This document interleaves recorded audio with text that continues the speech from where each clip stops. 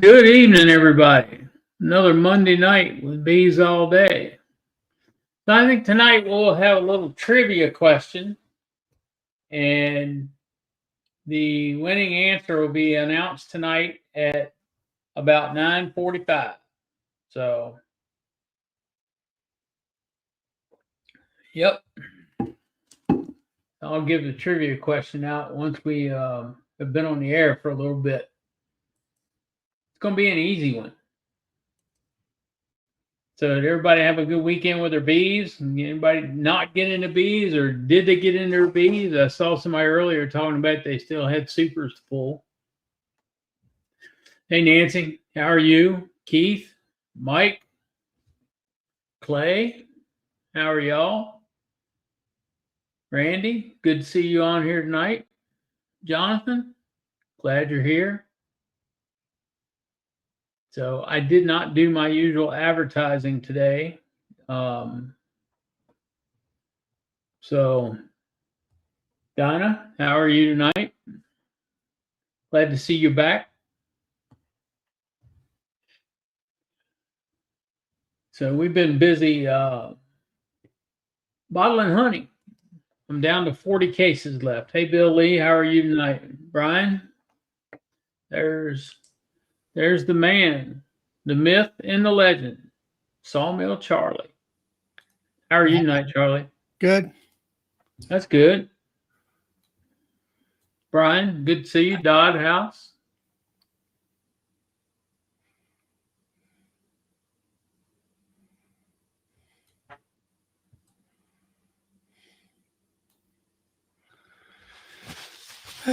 Hey, Dino. I got a trivia question for tonight.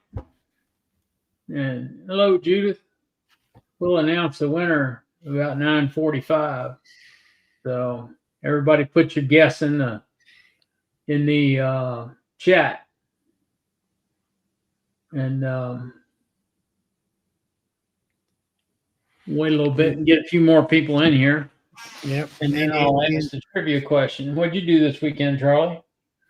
I just kind of rested. I did not do anything except for, Saturday morning with the mill and all that. But hey,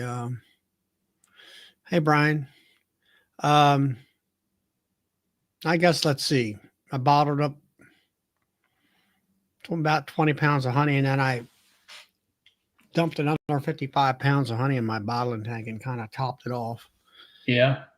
And put another bucket down in the hot box.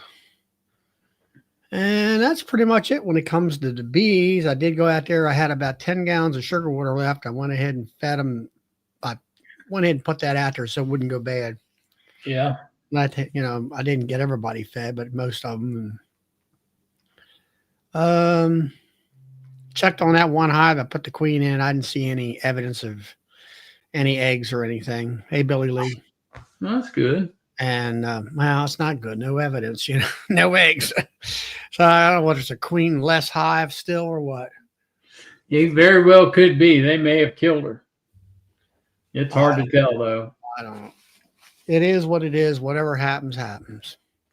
So Saturday night, my back locked up on me. And that was like 2 weeks ago for me. Yep. So I took it easy Sunday. Hey, Mike. Didn't do a whole lot Sunday. Fed the bees Sunday afternoon, and fed the ones at the store today, and bottled honey today. So got everything done but 40 cases. Hopefully you got 40 more cases to go or what? Yep. And then we're done. Done for this first half. We're done for the first half. So you know that question you asked me the other day, right? About if I saw Bob Benny's video, Sunday video. Yeah, I did go back and watch it. It was very interesting. He basically had the same take on it that I did from listening to Strong Microbials, not the guy I had on the show, but the owner. Right. And so, yeah, he had the same take on it that I did. Yeah, Nancy, she added Hive Alive, and she got some Super DFM on. Well, I mean, I kept asking the question, what's it do? What's it do? Type of thing. And most of the time, you only heard this. Well, it makes them look, but they look good. Well, it's got to Yeah, be more than got to be more than that. yeah, it's And for gut health. finally, that science guy that was from Georgia University, he was explaining how. I mean, it was quite interesting. He had Maryland in there too, where they've outlawed the um, antibiotics without a prescription. I Right. don't know really of anybody that puts goes to that extent anymore. Well, see, you used to be able to get antibiotics in Virginia without a prescription for livestock. Okay. Mm. And during COVID, they said, well, wait a minute. You just can't use livestock antibiotics on yourself. And people were using ivermectin and everything else and buying it across the Which counter. worked. And so now you can't really even buy ivermectin unless you absolutely have a need for it. And so anyway, he was explaining, the results of using antibiotics on bees for like nosema and stuff like that. And then he showed his charts, and he showed how actually it seemed like, from what I understood on how he was talking about it, it seemed like the hives actually crashed more so when you used antibiotics on them. Mm-hmm. And it was more of a non-benefit than a benefit. Yep. Because it's like us. We take antibiotics and we kill the bacteria in our gut. And then people tell us to eat yogurt and stuff like that to rejuvenate that bacteria, which a more healthier gut, I presume, helps your immune defense system in Yeah, your and it helps your digestive tract and everything else. And the probiotics put good bacteria into your gut. So it works. It's better. It helps their digestive system. So then he came out. He didn't name any products, but the probiotic, what he was talking about,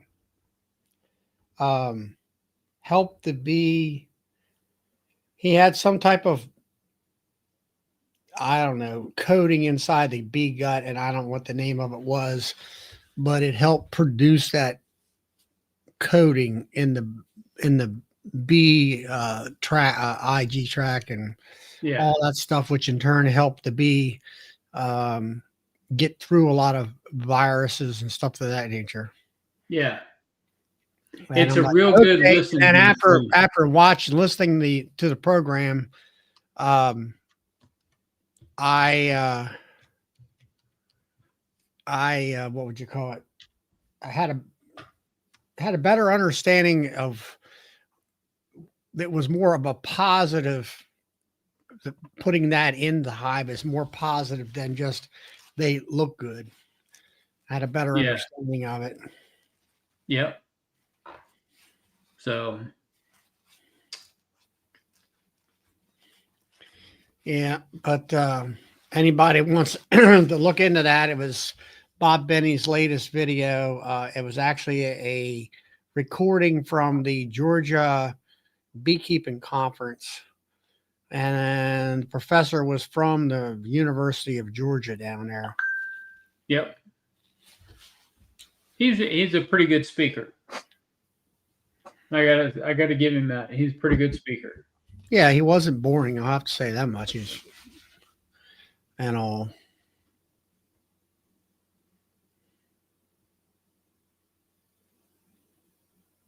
It is what I don't see since using DFM. Huh? She's not seen any bad stuff. Oh, okay. It was like I was on that Friday night chat that I'm at before mine, and Yeah. they were talking about um, it. He had pictures, and I really couldn't see well, but I said it looks like European Frauboot, and they had it was really shotgun pattern across everything, and not that it would do much good because it was so entrenched into the hive. I said, well, of course, they didn't even know what super DFM was or strong microbials. That group up there, I guess they're so um, Careful what you say, Charlie. Choose well, your words carefully. they're sheltered, I'll say. All right. They don't, well, the keepers are mostly new keepers. And I'm like, I guarantee you, if you asked them, do y'all get the ABJ? And they're going to say, well, what's that? The American Bee Journal. And I'm like, and I guarantee you 90% of them or more, 95% probably don't even get that. And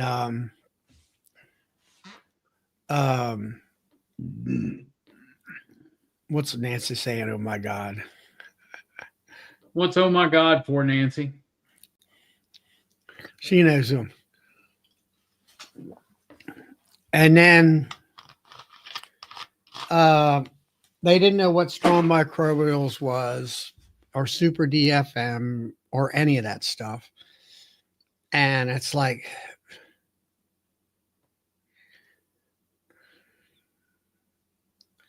yeah, I have to agree with that. They used to when I first met Nancy there, I was like, who's she? Who is she?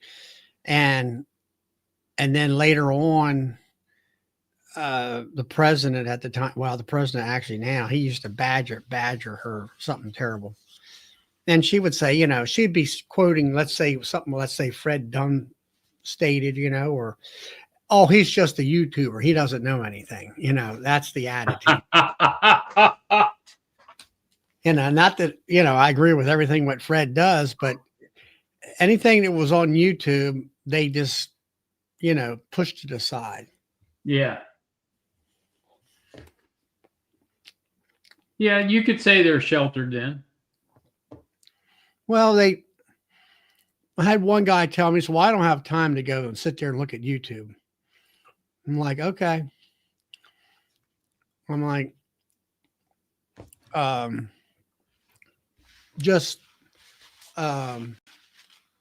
they don't research, and try to become better beekeepers through research. So that's what it amounted to. But I don't know. For me, the Bob Benny video was a much better clarification of how my what do you call it? Is it probiotics, how they help the bees, and not just for gut health. I always thought gut health was just, they just can cleanse themselves when they go out for a cleansing flight. Well, it's more to it than that. It's actually helping the bees to create enzymes and coatings in their gut in order to protect their bodies from disease. Or let's say, I know Super DFM actually has a product for pesticides if you're a migratory beekeeper, where it helps that bee excrete the pesticides they possibly could get into. Yeah. Okay. Everybody pay attention. Here's the trivia question. First one with the correct answer is going to win 2 supers, wooden, either 8 frame or 10 frame, their choice. So here's the trivia question. When was the USDA created and who created it? I need the exact date and exactly who created it. First one to give me the right answer wins the 2 supers. You can't cheat and look it up online.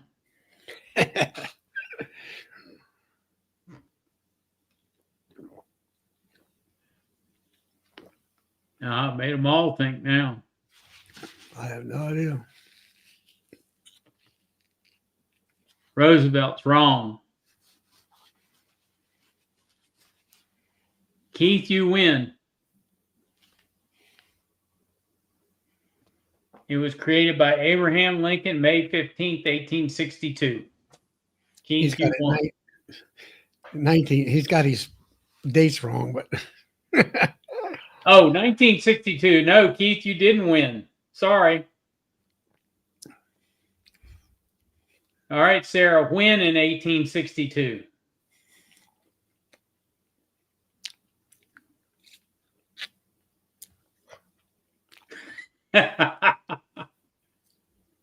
Mark Miller, when in 1862?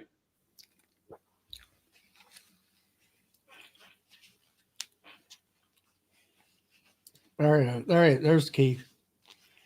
Yes, He got it. he got it. Keith got it. Email me your address and which size super you want, and I'll send you your supers. Down there in Keith South. wins tonight. So that's something I'm gonna start doing on a regular basis. Is a trivia question.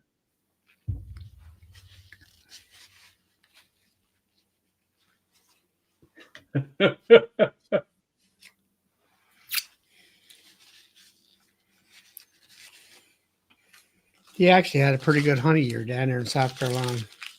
Yeah, that's what I hear. Hey, Kimberly.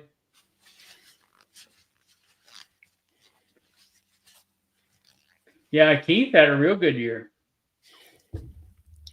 with honey this year.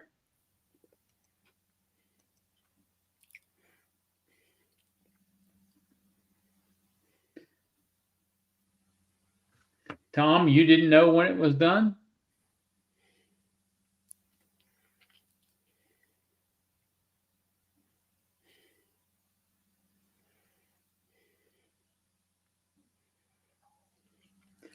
Yeah, Charlie was a young boy when he created the USDA. Yeah, right.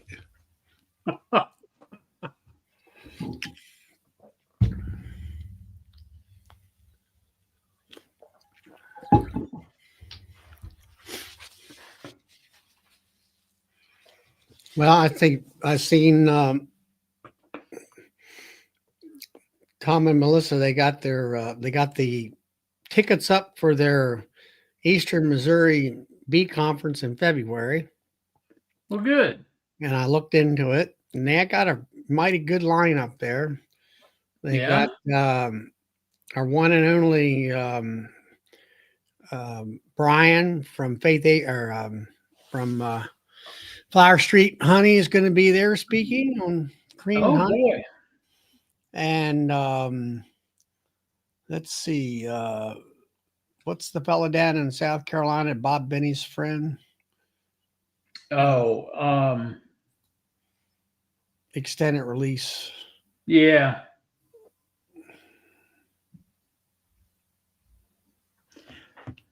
Tom, we are going to do our best to get out there.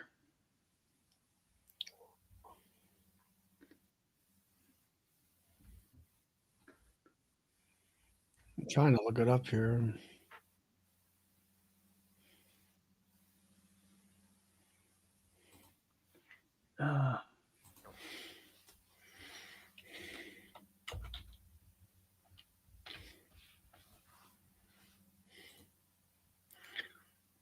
Come on.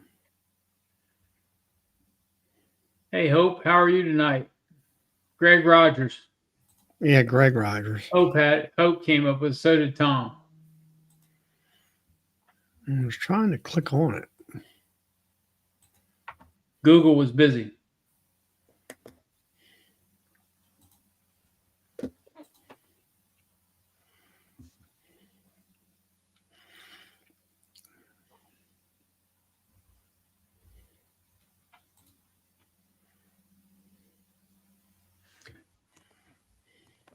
So I was told that in 2026 for the Virginia conference, we're supposed to have Dirt Rooster, and Fred Dunn. Oh, yeah. Yeah. So speakers, you got Greg Rogers, you got Kent Williams from Wango, Kentucky. He's good. Oh, Brian from Flower Street, Jim MASUCCI, JDMBs in St. Louis, Missouri. That's some of the speakers, and right there, that's the best lineup. Or that is a group of people that I would enjoy to go listen to. yeah. I mean, that's better than any other conference I've seen out there. No, it's USDA, John, Westcliff, John. Not FDA, USDA.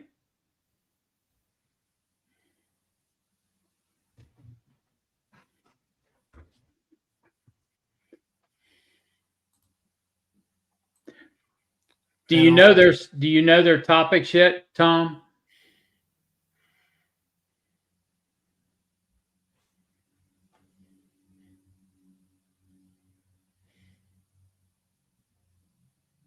Bad Bunny. Who's Bad Bunny? Super Bowl. I don't know nothing about the Super Bowl. Who's Bad Bunny, Cajun? Hey, Eddie. He's doing two talks: single brood chamber management and the Demery method. I'm the expert on that. He better be talking to you. Depends on which one it is, whether it's the regular one or whether it's rolling. There's always different ways of doing it. So see, that's even for me. I would like to listen, see how he does it, and I might pick up a nugget of information there. Exactly. And Jim's responsible for the largest field trials in North America, is a researcher for the NORA project. And that brings up another subject. NORA is open and on the market through Man Lake. Yeah, but it's not a treatment. It's not being marketed as a treatment. What's it doing then? It's supposed to, it's supposed to make the mites not have babies or whatever. Right. But it's not being marketed as a treatment. I read the article the other day.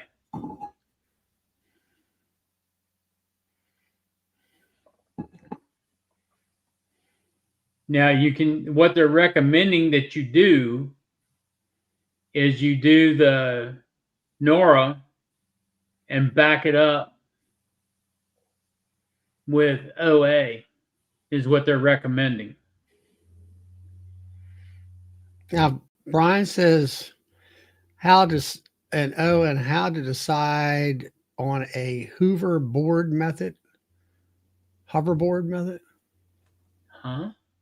HOVER? Hive lifter.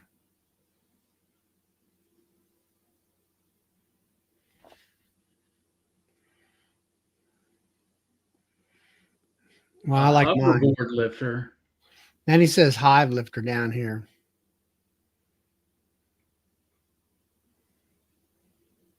Oh, hive lifter. Which one of you got, Brian? I didn't think you had a hive lifter yet. Or at least not one like ours or Joey's.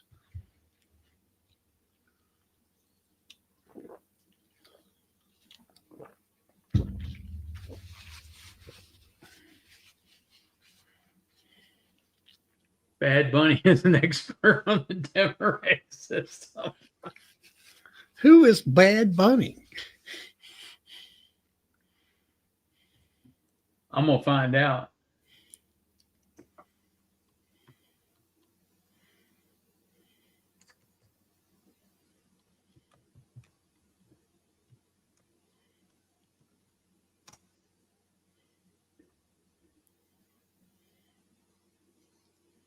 He's a Puerto Rican singer, rapper, and songwriter. Wow. That's who Bad Bunny is. And Brian's kidding me on the Demery thing. There's Brian Coop. He says it's singer actor. Here comes Todd.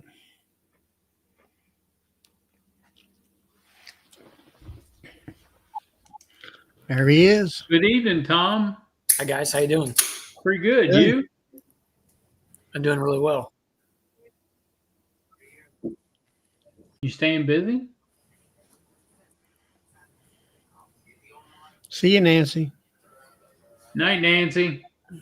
You need to text me tomorrow, please.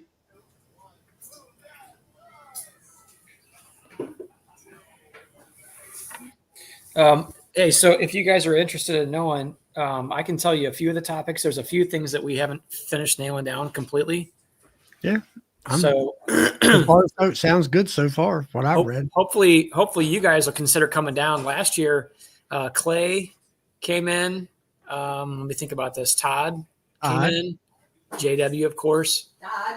Dodd House. Obviously, Sandy Valley. Who else was there, Melissa? That came in from out of town. Brian Zavada came in from out of town. The guy from Michigan. Michigan? I can't remember his name off the top of my head. He was supposed to be at the Wisconsin one, and he wasn't there. I'm having a mind blank. You have to help me out with that. I can't remember. Anyway, there was actually a handful of people who weren't even from the state. I mean, actually, fairly far away. But I mean, I think all those guys had a pretty good time. I know I did. It was. No, Todd was on here Friday night, and he had a really good time. Yeah, I mean, it was just really good to catch up with everybody outside of I mean, we've all talked about this before, and I've heard you say this before, Charlie. I think I've heard you say this before too, Bill. Nobby's fun. Everybody has a good time, but it's a lot. It's high energy. It's just a lot of I don't want to say chaos, but it's just you're constantly. You're moving. Stimulated. It's just going and going. So, I mean, if you only have 350 or 400 people at an event, I mean, there's still a lot of people there, but you can definitely just have little conversations off to the side that's a little bit more low key. You know, just exactly more personal conversations and such without all craziness going on. You know, so and that's kind of what it was like. I mean, those guys got to talk a lot more together than what I did because I was having to do things, but as soon as I freed up, you know, we had, you know, just visited for a while, basically went out to dinner and just had a good time, honestly. Yeah, Clay, I hope you come back out, man. We're trying to pull out all the stops. So there's going to be a little bit more value added this year. Ricky, Brian said Ricky Rourke was there and Clay, yeah, Ricky was. Corey. Stevens. That's right. Corey, Ricky. Zaps, Kimberly Schmidt. Yeah, Miss Schmidt, she was in here. Her husband, the Zaps, they were there.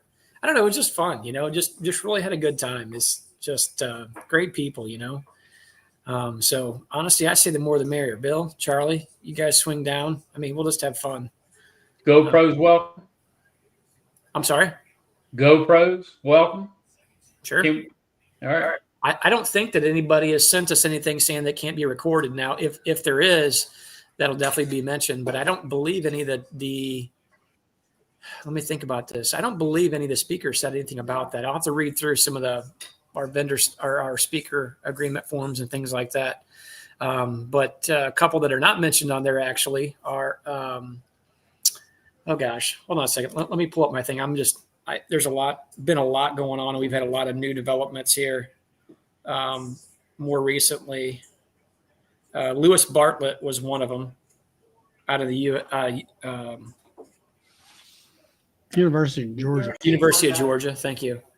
So Greg Rogers, and again, like Charlie said, he was the guy that's out there in Asheville, North Carolina, and had done the study through the Georgia lab on the pads, basically, in several different ways. And honestly, I loved listening to that presentation that he gave. There was so much great information inside there, and it kind of got me more excited about using, sponges and things like that. But or the legal version, okay? I'll say that. Lewis Bartlett out of the University of Georgia lab.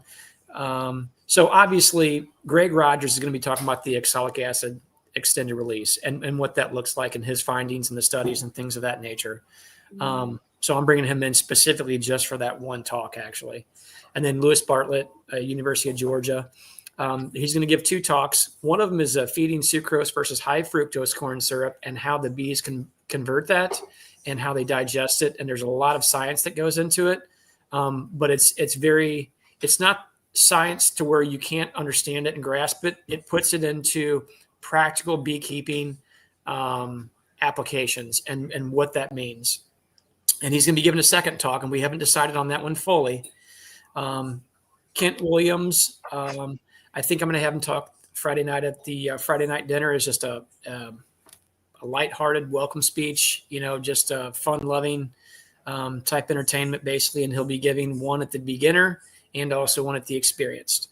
Brian Zavada, he'll be talking on Friday. So I guess I'll kind of explain this on Friday. It'll start off in the early morning. If you are interested in, and I know you guys probably aren't, but if there's anybody else that is interested in becoming a honey judge through the stewarding program, there'll be a class that goes on all day long for that. That's completely set aside from our conference, but we're facilitating that because there will be a full honey show too. And I don't know if Dodd was in here, but we're actually upping our game for the honey show. We're adding a bunch of categories to it as well. So people even out of state can enter a lot of different categories.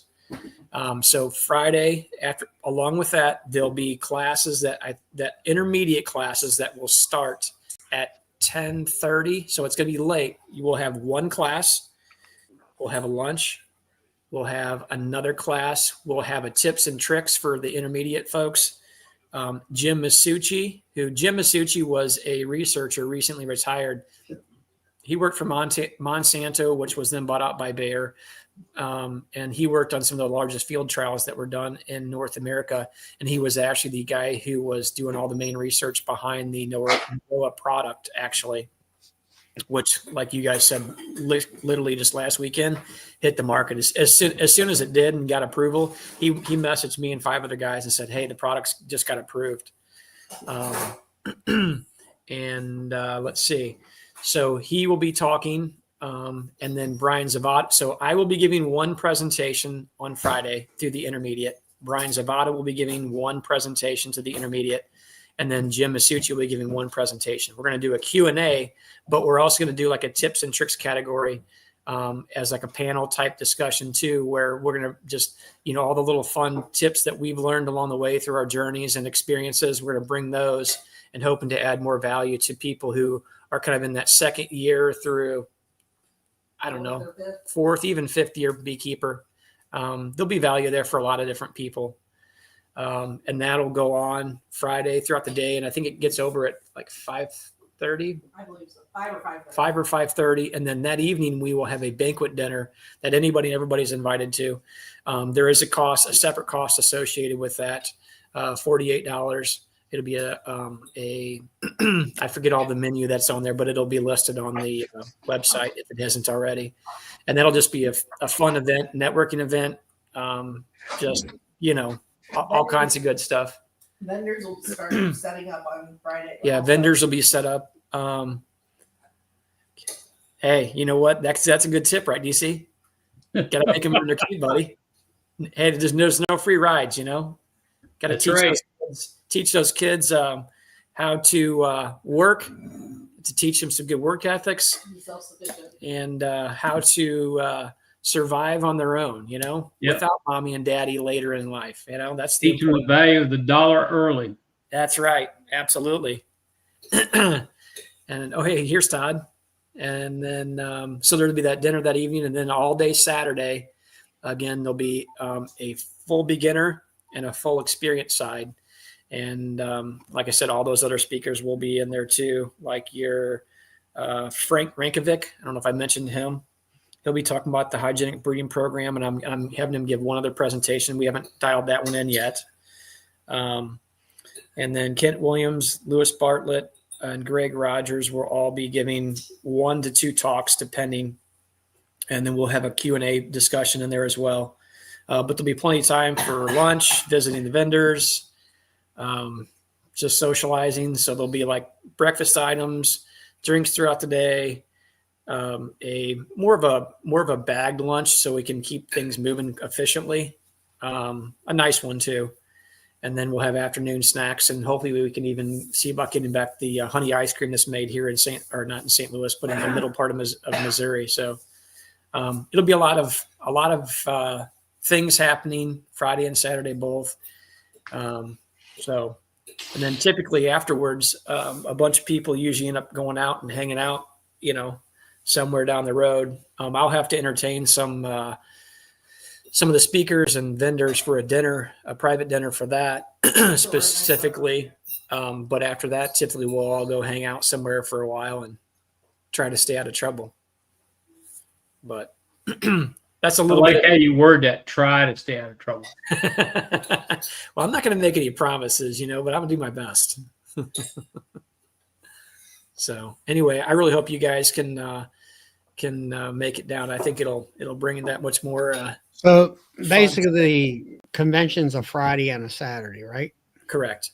But you don't have to purchase. So what we did is we were trying to add as much value as we could, but it's an a la carte thing. So the full Saturday conference is $99. Okay. That's the early bird special. When you get, I think, beyond December, the price will go up. January 1. If you want to partake in the intermediate class and all those festivities on Friday night was pretty fun. Friday night will be pretty fun. So that class, it's an additional $40 for that. So we try to keep it as low as possible. And actually, that's about what we have in food, to be honest with you. That's about our food costs. And then if you want to go to the Friday night dinner, that's $48. So it's kind of a la carte. But I tell you, we tried to keep it that way. And honestly, we usually get a lot of people at the dinner, a lot of people at the main day. And like I said, this is our first year doing that intermediate class. But we did that because some people that had gone to the beginner and then some people that had gone to the experience said there was a gap in between. Like the beginner was very basic and very beginner. The experience, some people felt like it was a little bit over their head. So we were trying to bridge the gap in between and make it a great conference for everybody included, but try to do it for the most cost-effective way that we can. You do have to buy an all-day ticket on Saturday to do the classes on Friday, though. Like Melissa said, if you want to do the class on Friday or the classes on Friday, you do have to purchase the Saturday ticket. So you can't just purchase the Friday only. You have to purchase the Saturday. So it's like an upgrade, basically. So I think there'll still be a lot of value there for experienced people. But this was something that was, and I'm not going to use the phrase dumb it down, but just bring it to more that second, third, fourth year beekeeper. And honestly, probably some fifth year beekeepers that would probably fit well into this category too, honestly. But so that's just kind of a broader education base. It will. Yeah. I mean, as far as who you're trying to reach. That's right. More space. Yeah. The venue space that we have can hold 400. And I think last year, we had 320 of actual paid attendees. That doesn't include staff or the vendors and such. But we can do 400 in the two classes. Now on that Friday night, the experience was sold out. The experience was sold out plus. And then the beginner was 2/3, I think it was last year. So I don't know. Again, I hope there's a lot of good value in all of it. I feel like there will be. We worked pretty hard on making sure we made it a well-rounded topics and discussions. And actually, Brian, myself, and Jim are going to be meeting tomorrow, as a matter of fact, to fully discuss exactly how we're going to put that together in its entirety. So that way we can create the most value there without us overlapping any of our presentations or talks that we're going to do. So, so on your website, are you saying it's a workshop? Yeah, it's just called a workshop. That's the term they've been using for a long time. I like the idea of conference and expo because that's kind of what it is. It is an exposition because there's going to be probably about 20 vendors there. That's what I can hold. So that's the setup. There's a lot of opportunities in there for people to do advertising and to sponsor the speakers, put their company name in there if they choose to, just different things like that. So there is a link posted to this in the chat if you're interested. Thank you, Bill.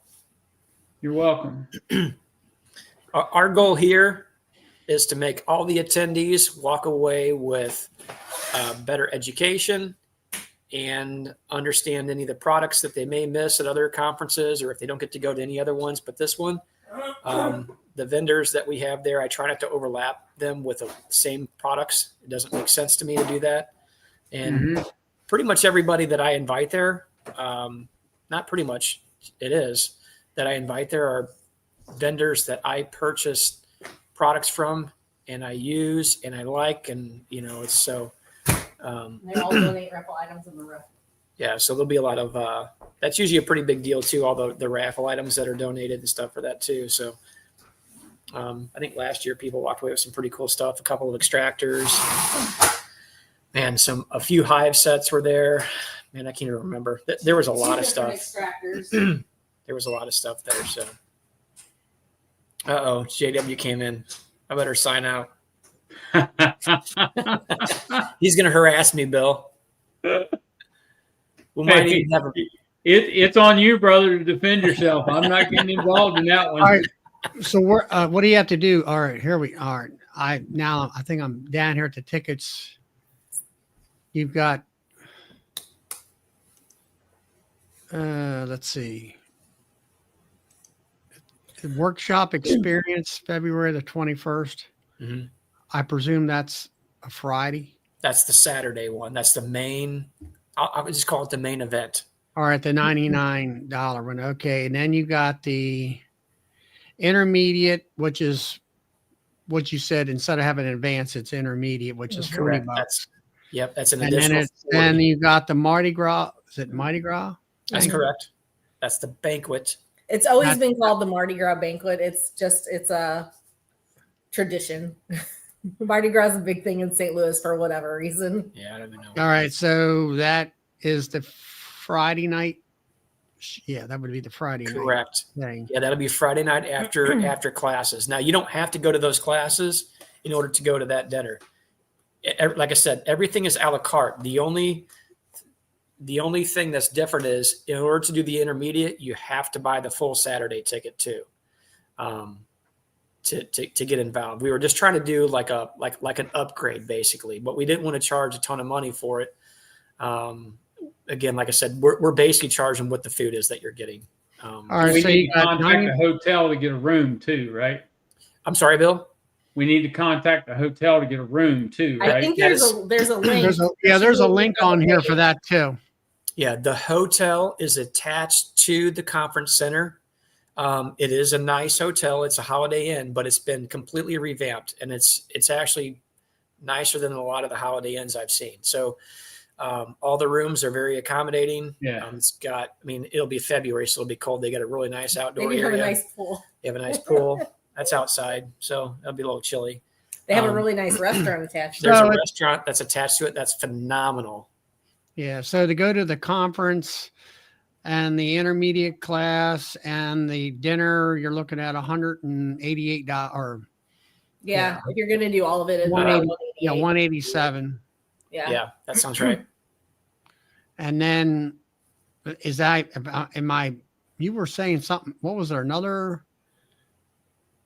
You had the banquet. Oh, if you want to do the honey judge training class, that would be a separate charge, but that all goes through the American Honey Show Training Council. That has that cost has nothing to do with us. Yeah, I don't want to do that. But you had you got the main thing on Saturday, which is $99, and you got your intermediate class, and you had your banquet on Friday night. Correct. Which is $40 or $48, whatever it was. 45. Should be 45. 48. 48. I'm sorry, 48. 48. And then what was it? was lunch included on Saturday or something Yes. like Friday and Yeah, Saturday. Friday and Saturday. You get lunch both days. You'll also get an afternoon snack. You'll have drinks all day. So that's all included in that cost. Like I said, I'm not missing anything here is what I'm getting at. Yeah, absolutely. No. Yeah. If you have questions about it, ask away for sure. That way people understand what they're getting. So if you do the experience class, you can do the intermediate on one day and experience class on the other day. Correct. That's correct. What experience class is that? Which one? Oh, is The Saturday. That's the Saturday one. So you have to understand on Saturday, we'll have beginners and experienced. Oh, okay. Two separate classes. Two separate classes going on, and they'll be the let out times will be slightly staggered because they have. All right. I see it. You got the workshop beginners, workshop experience. Mm-hmm. Yes, exactly. Yeah. And you guys all want the experience. Do not go to the beginners. You'll be bored. Now, if you have never had bees before, that is a really good place to start. A really good place to start.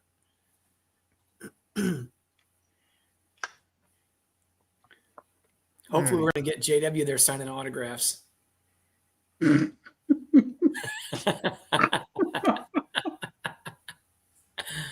last year, Alicia, Matt at Sandy Valley, his wife Alicia, organized a get together after the conference on Saturday. Mm-hmm. So I don't know if she'll be able to do that again this year or not. Which I'm sure there's going to be something happening after that Saturday evening for a little while, So, I mean, we'll probably find a location that's suitable, that's very close to there. Worst comes to worst, there is a bar/restaurant in the lobby area that is open Saturday night, so y'all can just hang there. Yeah, at the hotel side of it, there's a really nice bar it's just a bar. You can order food to there too if you want to, but there's a restaurant the around. Food's good too. It's not bar food through the inside, but around inside the facility there. That we're talking phenomenal. Like steaks are great, pork chops are. You won't go wrong there. If you are looking for top shelf liquors, if you're looking for really good food, they have it there.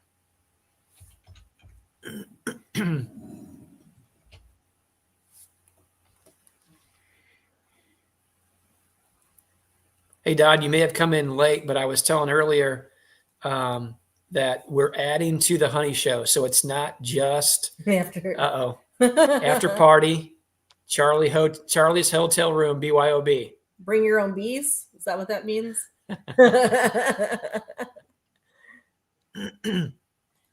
Yeah, Michael with 21st Bee, he'll be there. Cool. We actually had dinner one evening at that bar too, as a matter of fact, because it was eaten there a couple. Yeah, we had dinner there. We've eaten lunch at that bar too. It was late in the evening. Her and I hadn't eaten anything, and we said, "Let's go over to the bar and order some food." We ordered the food and sat there at like 10 or 10:30 and ate dinner. I think it was that. Was it that Friday night after we were setting up? I think it was. Yeah, it was. Yeah, the thing about that restaurant on the other side is Saturday night, like it gets crowded. Like it's so good though. It is pretty good. It's a little bit pricey, but it is so good. We were trying to get reservations there 2 weekends ago when Corey Stevens was up in St. Louis. Him and his wife were getting ready to fly out for Epimundia. And we met him up there and had dinner. And unfortunately, we couldn't get it even a few days in advance. It was like a week in advance. They couldn't get reservations. You can do walk-ins, but you'll have to wait. Couldn't get reservations. So we had to go to a different spot. Yeah, I'm looking from Woodstock, Virginia, from Bill's place. It's basically 12 and a half hours. Let's say figure 13 hours. So it's just about as from my house to Louisville is 12 hours. Oh, okay. So it's not that bad of a run.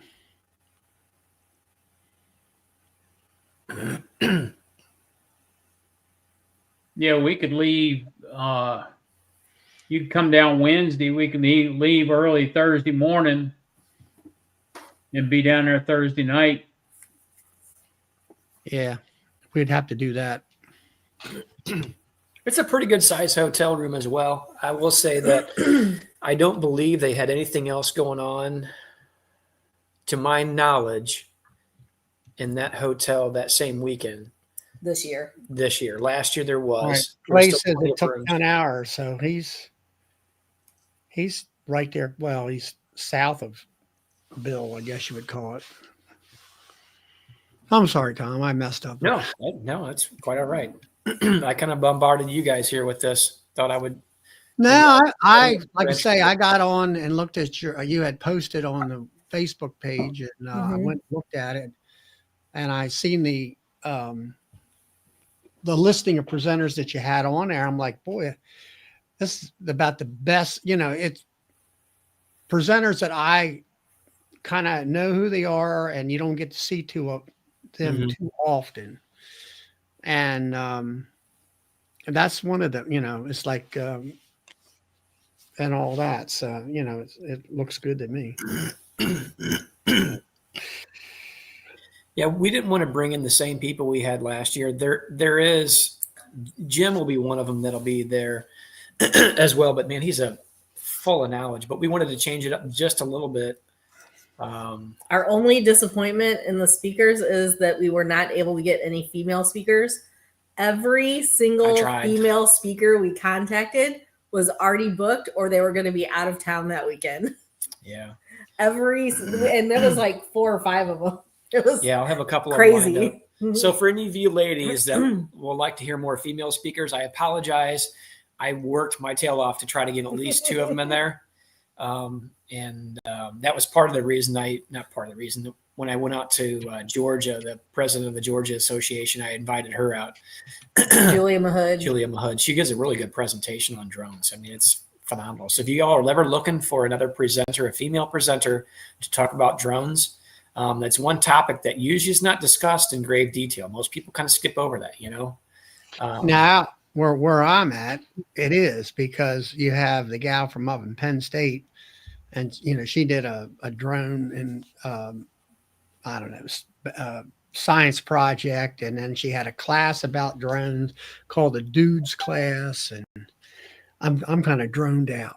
But it was pretty good. I will have to say, listening to her about placement of where you put your drone frames in your hive, where they're better fed, and how drones require a lot of feeding in the springtime and stuff, and not to put too many drone frames in.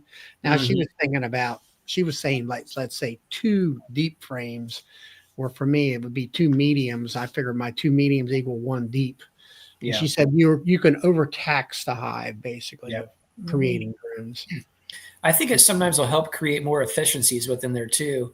If you're a person like me who is a little bit OCD when you look at the comb, I don't like to see drone cells built in and around.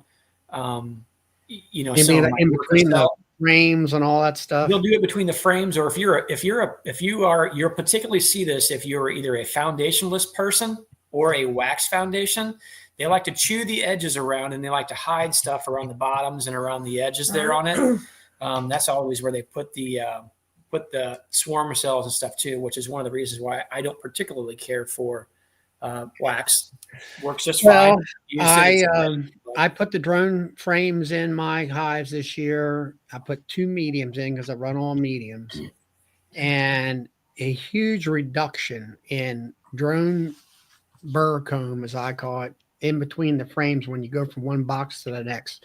They don't put anything there. Now, you pull one of them drone frames up in the springtime, it is corner to corner laid up, and it's wrapped over and everything. And once they hatch out, which I let them hatch out for queen rearing and mating, and you got plenty of drones. And of course, other folks got all excited about the varroa mites. I said, well, you just have to keep your mites in check.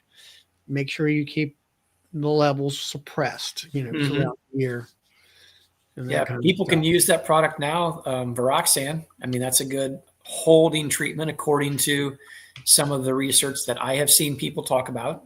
I've also heard a little bit of conflicting stuff on that more recently too, but some of the people that I heard present talked about the hold value, and that's one of the things that Greg Rogers will be talking about specifically. Well, now when he came out with his experiments and findings, it was more of a maintain a low level of mite. Correct. Yeah. And now the product salesman is saying, oh no, it's a knockdown too. So I don't know. We'll see what happens. I'm excited to hear about the statistics that Bob Benny has come up with. Yeah, I know, right? That's fixing to come out here pretty soon. Well, now the one, I think it's your presenter there, Dr. What's his name there, has contacted him, and also the girl that did some projects out of Georgia, and they're really jumping on that data and formulate it and whatever. So that's why it's being held back right now. Mm-hmm. Yeah. So, because I mean, he did, I think it was 1,000 hives or more. Mm-hmm. I mean, that's huge. If anybody is wanting to know more about Naroa, the Naroa salesman and then the guy that did the research on it, Jim, will both be there to answer questions about that too, I'm sure. I mean, Jim no longer works because all this information was sold to Greenlight Biosciences. That's who produces the Naroa product. But it was done under Monsanto and then sold to Bayer. And that's Jim had done all the field trials and the research studies on it with that. So if people are interested in learning more about it, then they can talk to those guys. And I actually have no idea when that product will actually be on the shelves and be available. Bill may have more insight on that than I, because he is as far as I know, it's on the shelf now. It's on the shelf now, but it's not being marketed as a treatment. Okay. I actually did not realize that, Bill. Yeah, because it doesn't kill the mite. Yeah, I made an assumption that it was, but I mean, thinking about it and listening to Jim talk about how the product works, it is and I'm probably going to screw this up. I should be asking him, and I was going to have Jim back on a live chat at some point in time just to talk about it again.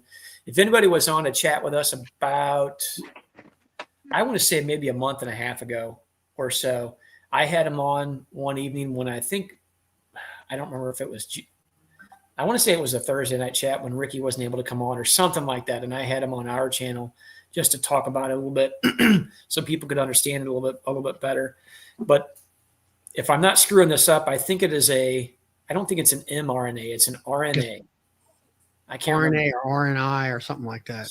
Actually, Bill probably had done some more reading on it than what I had. I had just talked to the guys a couple times and asked Jim about it a little bit. Anyway, that was it basically disrupts the reproduction of the mites. That's the short answer of it, is basically what it is.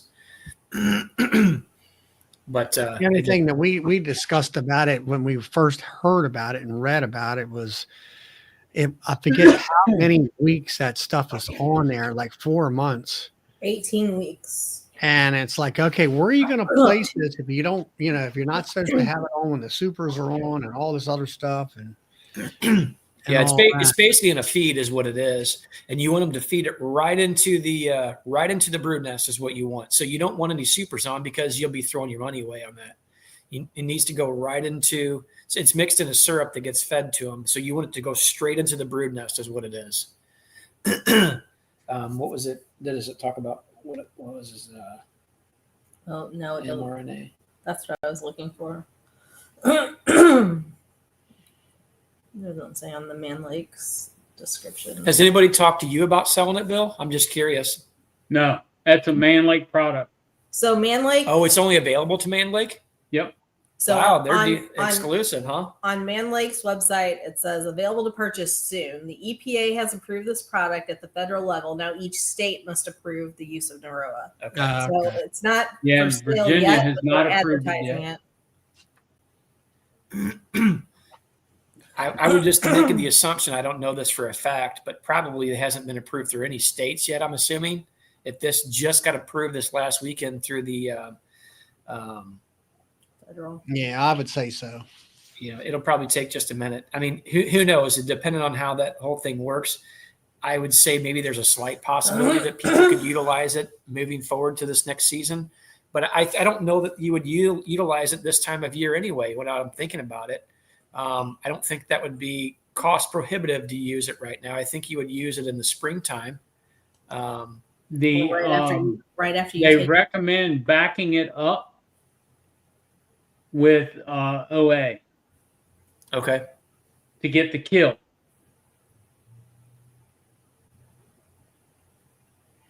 I don't know. Well, we'll see how it does when it comes out. Sit back and let everybody else take care of the experiment. We were joking around with Jim there's a handful of us on the same text message around St. Louis. And I was actually just texting Jim today, as a matter of fact, about some other stuff.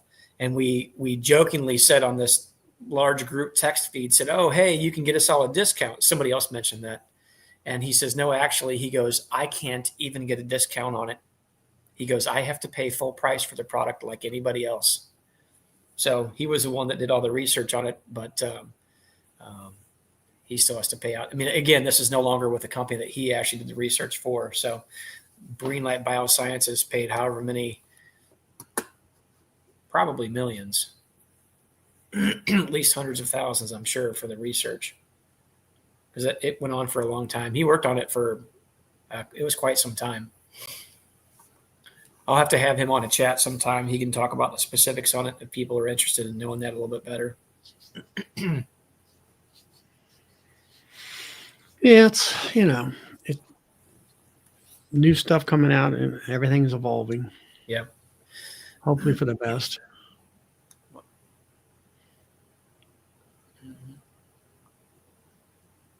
Yeah, and the dinner, it's got, I think, steak in there, isn't it, Melissa? what's that? For the conference. I think it's what I read in the menu. Yeah, the banquet dinner, I think it's like beef tenderloin steak kebabs or something like that. Yeah, beef tips, I guess you'd call them. Probably. I'll probably be getting those. Yeah, that'd be mine. I think it was. Give me three skewers of them. Yeah, I've had steak there from it's actually through the restaurant, which is called Twisted Tree. Twisted Tree. So if you look up Twisted Tree in St. Louis, you'll be able to see the dinner menu there. And I'm not lying. Their steaks are pretty good. It's like my favorite. It's one of her favorites. It's not my favorite, but it's probably like a second or third for me. What is it? What is it? What was it for me? Or what is Melissa like? Twisted Tree, the restaurant that caters for the event. Yeah. Their steaks are phenomenal. Like, they're my favorite steak of all the steaks that we've had. It must be Omaha steak. Huh? It must be Omaha steaks. I doubt it. But yeah, the Saturday banquet is a buffet. So the entree on the buffet would be the beef tenderloin kebabs or chicken parm. Yep, I'm going for the beef kebabs myself. But I'm sure you can't go wrong with that chicken parmesan. I'll take both. Heck yeah. Sign me up. Melissa will get one, I'll get the other, and I'll just eat both. What do you think? We'll each have our own ticket. You just take. Hopefully they're going to feed me too, Charlie. Actually, you know what? I think I have to pay for my own ticket too. For the banquet, yeah, we do have to pay for that ticket. Dang it. I'll see if JW will buy me dinner. Todd said he ate all the cake last year. Oh, is that where it all went, Ty? No, it was Brian and said that. Oh, JW ate all the cake. Last year, JW ate all the cake. Yeah, we had a good time afterwards. We had a good time afterwards on that Saturday evening. We weren't able to meet up until a little bit later, but once we finally got out there, we had a good time with everybody and just chatted and just, good fellowship, basically. Mm-hmm. DC, why do I need to use it if I'm using OA? That's a great question for the Noroa guy. That's right. I can't answer that. I don't know. I know Bill said that. I didn't hear that. I'm not saying that's not true. I didn't know that. So I read about it today after it came out. And that's what the statement was, that it's not being marketed as a mite, quote unquote, treatment. Really? As we think of treatments, because we think of treatments to kill the mite. Yep, that's true. and they're recommending that it be backed up with OA. Okay. Now on their website, it does say Greenlight Biosciences launches Daroa, the first RNA-based treatment for varroa mites. I mean, that may not be how they're marketing it, but they do say that. So it's going to be a little bit confusing for people. That's what I was looking for. It's an RNA. So it's basically like an interrupter for the life cycle of the mite. Yeah. And Mike here from Easy Ox, they're getting ready to submit the EPA registration for Easy Ox extended release. Oh, that's exciting. That's going to be coming out. And then he was also stating Friday night, I think it was, he's getting ready to be able to, I think it's a 5 pound, or wouldn't be 5 gallon. I guess it's a 5 pound. They had talked about doing like a 1 gallon bucket or something like that. Yeah, It was 5 pounds. Bucket, I guess you would call it for. Well, hopefully they have it really soon, because Michael and Travis with the Easy Ox are supposed to be at the Missouri conference on October 18th, and they're supposed to be at our conference as well too. So hopefully they have those buckets available by then. Here, Mike's in here right now, as a matter of fact. Actually. Yeah, that's what I mean. 5 pound pail. Yeah, the 5 pound pail. So that would be really cool. Pressure, Mike. I've been pressuring you the whole time, buddy. 5 pound pail. That's my ticket. That's what I'm looking for. Yeah, it's a 5 pound pail. Yeah, last year JW and Todd had a bunch of fun together. They were poking at each other like a couple of frat boys. Kind of how it worked out with those two. Hey, Kenneth. Hey, Charlie, Bill, Tom. Hey, how you doing? How's it going, Kenneth? Doing well. What's up? Came into one of your chats earlier this year, Bill. I think it may have been in the spring. Yep. I haven't had the time to get back in. Yep. We've got small kids, so I'm usually working after we put them to bed and listening to you guys, but I usually don't have time to sit down at the computer. Well, glad you're here. Yeah. Oh, Bill, the hotel says it's booked. No, I booked my room. Oh, you booked. Okay. I'm like, Yeah. Those tickets have only been live for like a few days. I'm like, I better call them. And make sure they didn't mess something up. I'll be getting mine. Yeah. He means he booked his. Okay. It is not booked up. Like somebody made a mistake. I'm gonna have to call him tomorrow. So you're Winsboro, South Carolina? Yeah, we're just north of Columbia. So about 30 minutes. Close to Bob down there. Yeah, he's on the other side of Columbia, and we're up straight north. Yeah, didn't you? You were running about 100 hives or so, something like that? That's what I was trying to get to. So I started the season with about 40. And I've got 80 now. So not quite there, but they're all filled out, all drawn comb, singles and doubles, kind of a mix.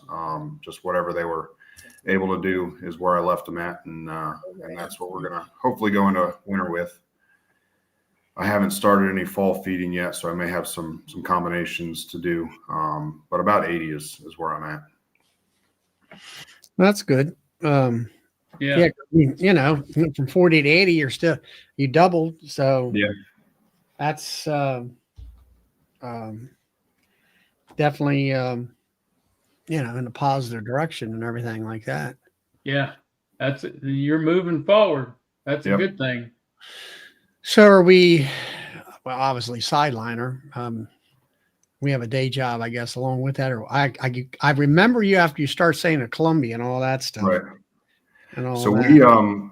we run a farm raising pastured chicken, pork, and the honey. So we do a lot of farmers markets, some sales on farm, that sort of thing. But the bees are definitely my favorite part. So we're moving towards more bees and less animals.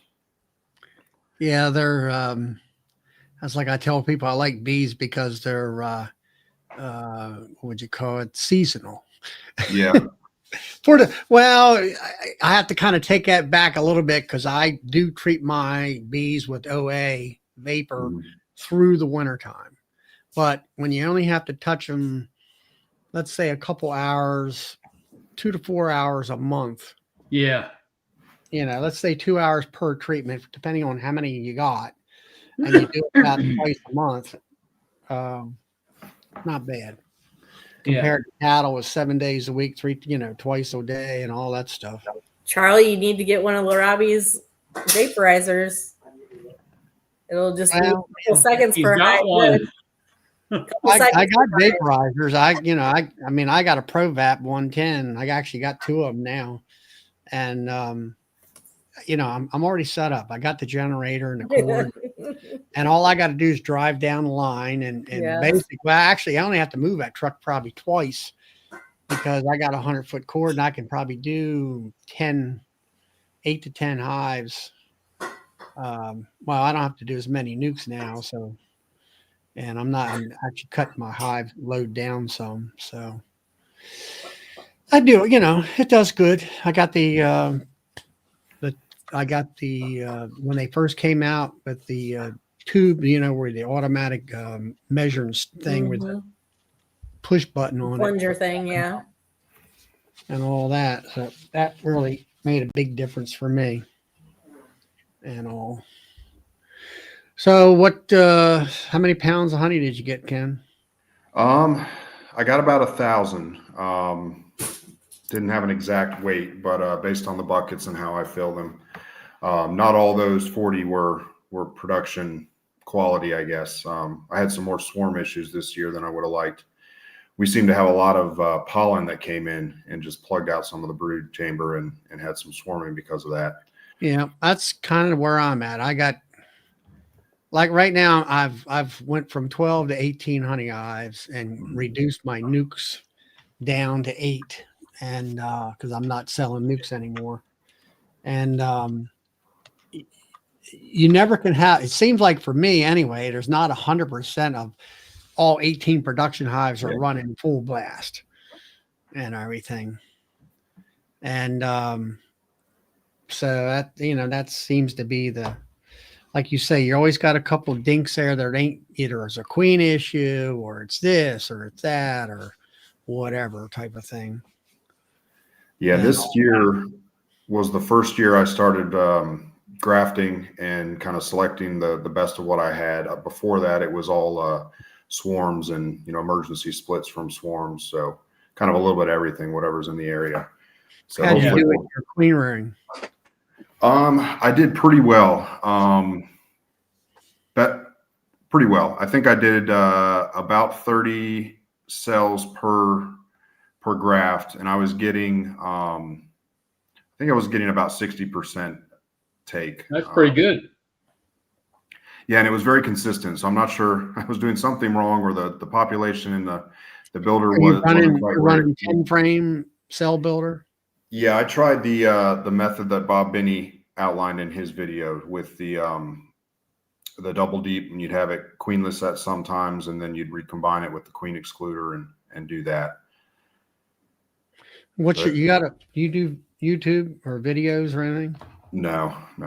Okay. I mean, I don't know. It was one thing I got off of Bees in the Weeds there with Josh, with Kent Williams. Kent Williams taught me how to graft back in 2019, before Nobby and Hive Life. They had a honey show down in Knoxville, Tennessee, and he was there and taught me how to graft and everything. And then he was on this video, and he was talking about using a 5-frame nuke, where he says it's easier to condense and jam high density of bees in a really small box. And this year I grafted, I was normally would do 2 bars, 30 cells, and I got 28 out of the 30, most of them. Not every time, but a good portion of the time it was, we're about 90 some percent.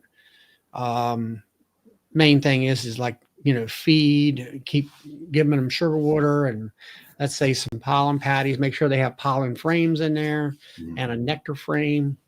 And it worked out well for me. That's something that I learned at Bill's place there with his queen ring class. And my biggest downfall this year was getting queens to have good mating success, not just even me putting my queens in either, virgins directly into the hives that needed queens. It just didn't seem to work quite well. And I need to tune up my mating, either my mating boxes or start. I remember we were talking about it some other time, and in previous years when I was doing a lot of grafting, I would put the cells in those mating boxes, let them hatch out, and my success rate seemed to be higher. I'd have 25 or 30 mating boxes of queens that were, about 90% success rate in mating. And so I'm going to try that next year. Go back to that and do the cell type thing.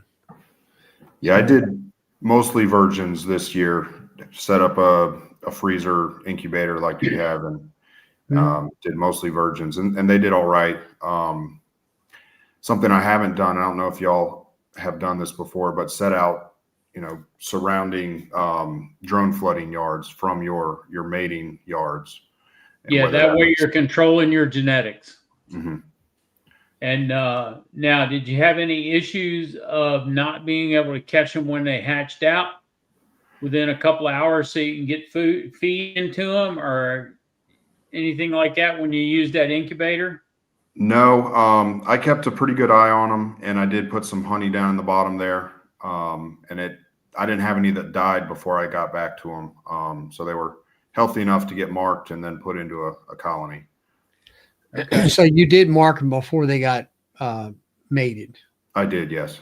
Okay. Well, see, that was one other thing that I tweaked this year is I had Easy Peasy on, and I got his cages, and then I had Ryan from over on the other side of the mountain of Williamson from over next to Bill's place there. And I picked up on one of his videos where he put the cells in those cages on a bar in actually one of them holding frames. And I put it back into the cell builder, and they would feed them queens as soon as they hatched, and I had a higher survivability that way, because I sometimes can't get down to even though I'm checking it in the morning and at noontime, or you go down there in the morning and they probably hatched at 3 or 4 o'clock in the morning, and by the time I get there they're dead because they're starved to death or whatever. Yeah. And that kind of stuff. So I started banking them, I guess you would say. It was a banking frame, but those cages would hold that cell. They would come out, the bees would feed them right away, and there wasn't any delay in their food. So that I liked. And then I would take them in the house, take them out of the cage, mark them, and then put them in a candy cage. And then, but like say next year, I think what I'm going to do is I like taking them out of the cell builder as soon as they're on day 6 when they're capped, put them in the incubator, and let them cook in there until if I'm going to put them in as a cell into a mating box, I would say within a day and a half to 2 days, because you never know how quick they're going to hatch on you, and do it that way. And all that. So that's my plan for next year, to see how that works. And then also start stocking I got 2 frame mating boxes that I made that hold full-size frames, and make sure that I put in cat brood that's just about ready to merge. So those bees come out of there, they stay in that hive because they think it's their hive. Yeah. And all that. And I think I'm going to I hope to have a better success rate. Yeah. That's my plan. Yeah, I was using 5 frame mating nukes, and I'm planning to build more of those for next year instead of something smaller. Yeah, I've kicked that idea around where I told myself maybe I should have made 3-frame mating boxes myself. Then I'm thinking to myself, well, you're only 2 frames off from being a 5-frame nuke. Mhm. So something that you might want to consider is take a 5-frame nuke, but make a follower board, or you could also find yourself some styrofoam insulation, and I think you have to paint it with something so they don't chew on it, and stick it in the hive in that box as a filler. Mhm. And, let's start out with just 3 frames and do it that way. Or you could buy some 2-frame feeders and put Yeah. in. I'm not, Yeah. do it and that use that as your your filler block, and also you can feed, and you don't have to worry about, like me. I'm using pint juice jars, for what I'm doing. You can kind of alleviate that to a certain extent. I would, is your mating area separated from the other hives and stuff? So it's not really. What I did this year was at our home yard, the farm. I just pulled those colonies apart and made nukes out of them, leaving enough to continue building. Yeah. So they weren't real big, but they're close to the other yard. Yeah. Well, anything I can say is get yourself some Pro Sweet. Yeah. And because they can't smell that stuff, and the bees can eat it, and they won't attack your mating. If they're close to the bigger hives, they'll get attacked. I had it done. I had a 2-framer sitting there behind these big ones right here. I put a juice jar on there of, let's say, 1-to-1, just regular 1-to-1 sugar water. Shoot, that little hive was dead in a half an hour. They just came in, attacked, and they attack until they can't have nothing left, and everything was dead. All the bees that you had in there was just a total waste. And, yeah, one of the big problems I had with the 5 frames this year, I had some in that were mated in Jester nuke boxes and some that were in wooden boxes, and they were getting filled up with nectar before I could get them sold. So I liked having the 5-frame, and I could just stack another 5-frame on top if needed, and have them keep building. Because I looked at like the Michael Palmer's 4-frame system, trying to figure out what I want to do for next year, and I think I'm stuck on the 5-frame.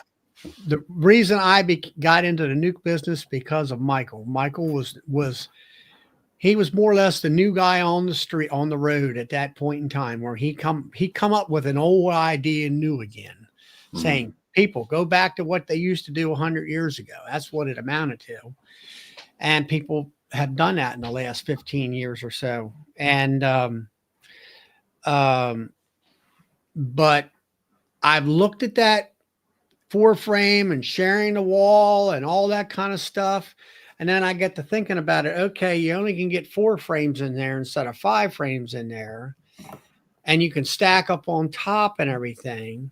But if you have one side as a dead out, because the bottom box is not, it's divided, but it's not 2 boxes from what I think, from what I remember. Right. And it's like, well, what happens when you got to clean that side of the box out? You got to get it in your hands and try to scoop things out and all that stuff. So that's where I kind of like the idea of individual hives, the nuke boxes, a 5-frame box and all that. And like Todd here, he said wrap the following board in duct tape and they won't bother it if it's styrofoam. Now Brian says, he said, like I said, just use a frame feeder as a follower board and all, and and that kind of a thing. So, do y'all have better success with mating nukes that are smaller versus larger? When I was making my nukes this year, I was pulling 3 frames of brood, a food frame, and then a foundation. well, the idea behind on the little teeny mating boxes and all that stuff, it's about resources is what it amounts to. If you're in I went down to Georgia down there with Hardiman's down there, they got them small square boxes that are 2 queens in each box, one on either side. And they got them small little teeny frames in there. And, they can put a couple of bees in there and hopefully they'll stay there. And they don't have the amount of resources where now, like you said, you're pulling frames out. You're kind of depleting. It depends on whether you've got a bunch of nukes over there that you can make into your resource highs. So those are just for pulling brood out. They get 6 or 7 frames of brood. You can go over there and pull 1 or 2 frames out without that hive diminishing. Put an empty in there. She just keeps making you brood. So she's just a brood. Like Palmer says, the brood factories. He went around. Right. He had some of them older videos. If you watch, he had 20 or 30 hives. And he would go around and pull 20 frames of just solid brood in order to make his cell builder up and stuff like that.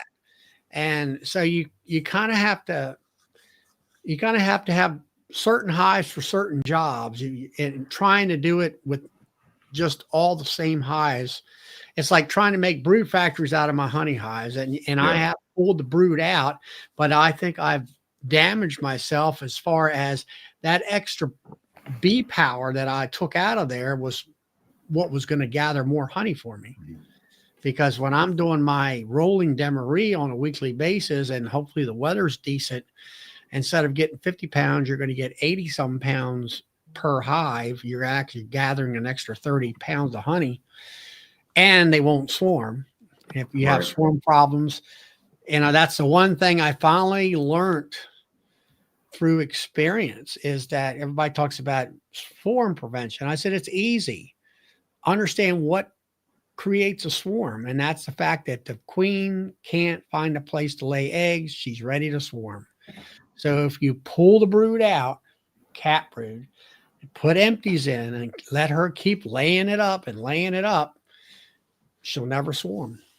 Yeah. And that's what we talked about last time I was on here earlier in the year, was the demeray. And I did a few of those with good success. And it was mostly on colonies that were trying to swarm, and then did that, knocked the cells down, and then came back and cleaned up cells again. And it did work. I had one that was, they had the deep at the top, and then they had 3 other mediums in between the honey supers. So they made a lot of honey. And did you notice that with that, you're deep up top where you had your brood up there, they're enticing the bees to go up through that honey super. And I don't think you probably didn't have to do moving. It used to be, well, you have to move the outer frames to the center on the honey super in order to get them to fill them out. I don't think you had to do that, did you? They filled them out. That one I just left as is with drawn comb. So yeah, but I find that if you put like 9 frames in there, they will fill all that up. You don't have to move them at all. Yep. And that was another experiment that I did last year. I said, okay, what about over supering like the commercial guys do, just stacking them on top with honey supers, or going out there and under supering? And I found that it really, as I read in the ABJ years ago, they found it really didn't matter. And that's kind of what I found, is that they filled the one where you just stack the empty up on top just as well as they under supered. And then I kind of come to the conclusion that the bees actually work from the top down when it comes to filling with nectar, because I'll have them up in that top box where the brood's at. Let's say half of it's brood frames, the other half is foundation. They'll draw that foundation up there and start filling it with honey, starting up there, and then they work themselves down towards the brood chamber at the bottom, is what I've watched or observed.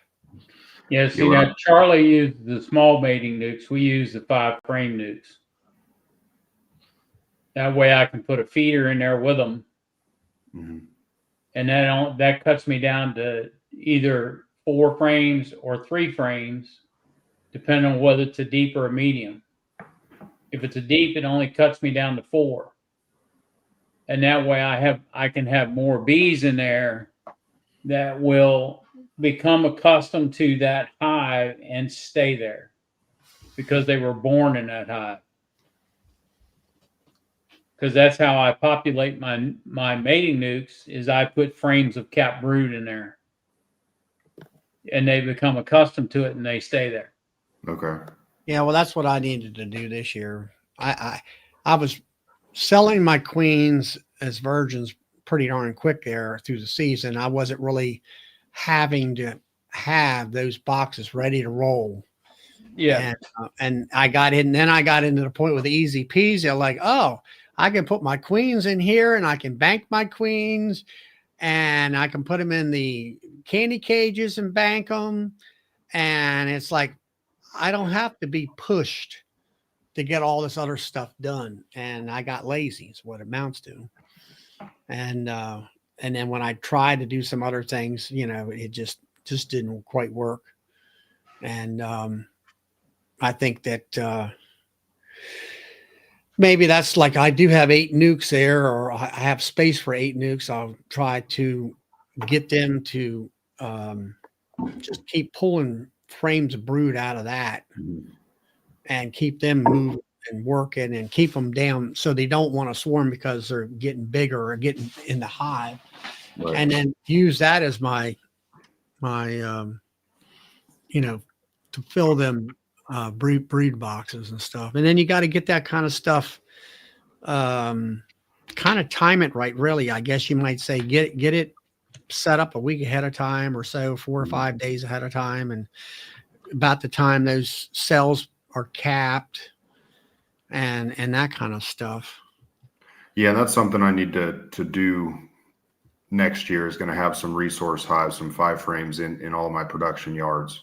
And that, looking back on the season, it's something that I could have used to fix some problems with queens and things and would have helped with the honey production. So I'm definitely going to be more intentional about that and have some of those available. Yep. Yeah. I think, and then of course you're doing the farming as your full-time job. So you have more flexibility to be able to get in there when you need to be in there. Right. And all. So you're doing hogs and chickens, you say, meat birds or eggs?